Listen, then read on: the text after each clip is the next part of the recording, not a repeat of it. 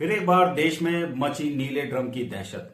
जी हाँ, जैसा कि आपने पहले भी देखा था, नीले ड्रम की दहशत से पूरा देश थर्राया हुआ था। आज फिर वही एक मामला आपके सामने लेकर आ रहा हूं। मामला है लखनऊ का।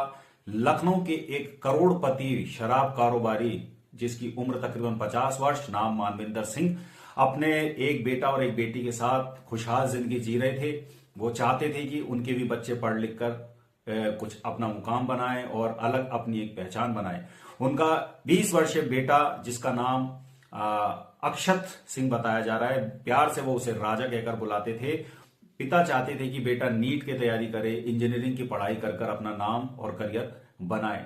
लेकिन बेटे का पढ़ाई में कोई खास रुचि नहीं थी और वो पिता के जब भी पढ़ाई और इस तरह की बातें होती थी, पढ़ने के लिए पिता अपने बेटे को फोर्स करते थे, तो दोनों के बीच वाद विवाद और बहस का ये एक पूरा रूप बनकर सामने आती थी। अक्षत रेस्टोरेंट खोलना चाहता था, होटल का कारोबार करना चाहता था, होटल व्यवसायी बनना चाहता था। पिता तारीख की सुबह अपने ही पिता की लाइसेंसी रिवॉल्वर निकालकर उसने बहस होने के बाद अपने पिता के ऊपर ताबड़तोड़ गोलियां चला दी। पिता की मौके पर ही मृत्यु हो गई और पार्ट्स उसने घर के अंदर ही एक नीला ड्रम था जिसके अंदर उसने बंद कर कर रखे थे। और अपने ही पिता की गुमशुदगी की रिपोर्ट अपने इलाके के नजदीकी थाने में जाकर लिखाई।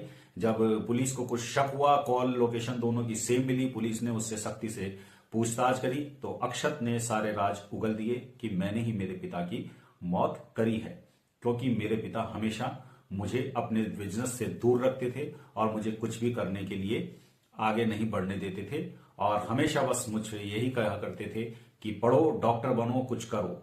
ये थी अक्षत सिंह की अपने पिता मानविंदर सिंह को मारने के पीछे की वजह।